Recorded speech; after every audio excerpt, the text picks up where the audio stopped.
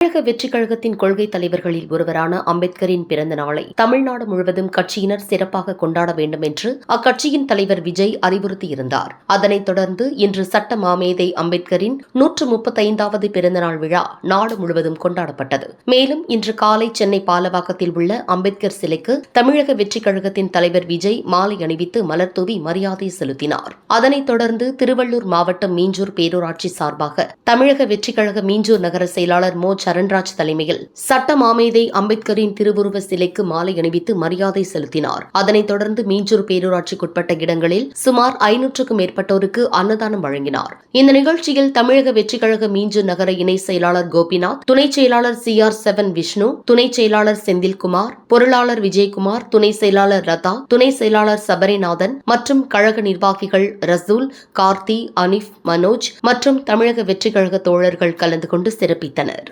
தமிழக வெற்றிக் கழகத்தின் சார்பாக அண்ணன் தளபதி அவர்களின் ஆணைக்கிணங்க பொதுச் செயலாளர் அண்ணன் புஷி ஆனந்த் அவர்களின் ஆணைப்படி திருவள்ளூர் வடக்கு மாவட்ட செயலாளர் விஜயகுமார் அவர்களின் வழிகாட்டுதலின்படி திருவள்ளூர் வடக்கு மாவட்ட இணை செயலாளர் அருமை நண்பர் திரு சிலம்பரசன் அவர்களின் சொல்லுக்கிணங்க மீஞ்சூர் பேரூராட்சியில் கொள்கை தலைவர்களின் தமிழக வெற்றிக் கழகத்தின் கொள்கை தலைவர்களில் ஒருவரான டாக்டர் புரட்சியாளர் அம்பேத்கர் ஐயா அவர்களின் பிறந்தநாளை முன்னிட்டு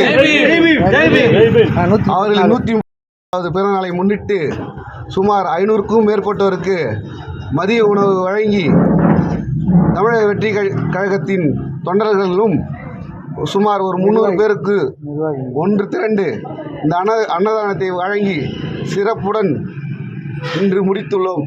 இதேபோல் தளபதி அவர்கள் 2026இல் CM ஆகும் வரை நாங்கள்